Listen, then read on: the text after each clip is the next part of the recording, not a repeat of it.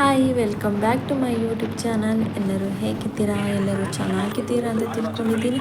ಹಾಗೆ ನಾನು ಕೂಡ ಚೆನ್ನಾಗಿದ್ದೀನಿ. ತುಂಬ ದಿನಗಳಾಗಿತ್ತು ನಾನು ಲಾಗ್ ಮಾಡಿರಲಿಲ್ಲ. ಇವತ್ತು ಮತ್ತೆ ಲಾಗ್ ಮಾಡ್ತಾ ಇದ್ದೀನಿ.